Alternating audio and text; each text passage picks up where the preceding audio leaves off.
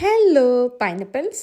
যদিও আমি একটা ডিমও ভালোভাবে ফ্যাটাতে পারি না, বাট লেটস প্রিটেন্ড আমি একটা বিশাল ফেমাস রান্নার চ্যানেলের ওনার, আর আজকে তোমাদের শেখাবো কীভাবে পুডিং বানাতে হয়। পুডিং বানানোর জন্য সবচেয়ে ইম্পর্ট্যান্ট যে জিনিসটা সেটা হচ্ছে মিডনাইট ক্রেভিংস, আর আমার মতো মাথার একটু তার ছিল, কারণ একগাদা অ্যাসাইনমেন্ট জমা থাকা সত্ত্বেও আমি এই মুহূর্তে বসে বসে পুডিং বানাচ্ছি, যেটা আমার একদমই উচিত হচ্ছে না। বাট কী করবো বলো, জীবনে কি পড়ালেখাই সব?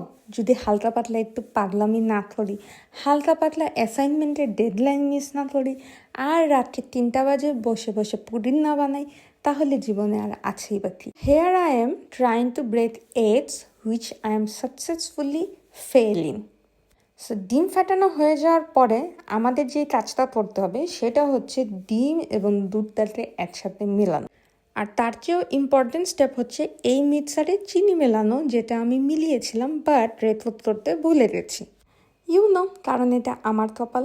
নাও মুভিং অন, পুডিং বানানোর একদম লাস্ট স্টেপ সেটা হচ্ছে পুডিংয়ের মিক্সারটাকে বসিয়ে দিয়ে ঢাকনা দিয়ে ভালোভাবে ঢেকে নিতে। কারণ জীবন নিয়ম মতো না চললেও পুডিং বানানোটা অবশ্যই নিয়ম মতো করতে হবে, না হলে পুডিংও আমার জীবনের মতো নড়বড়ে হয়ে যাবে।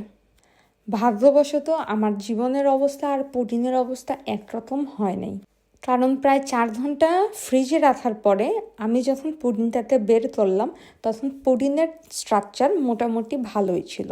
অনলি প্রবলেম ওয়াজ আমি এখানে সুগার প্রোটিন করেছিলাম, কিন্তু সুগার প্রোটিনটা কোথায় যেন উড়ে গেছে।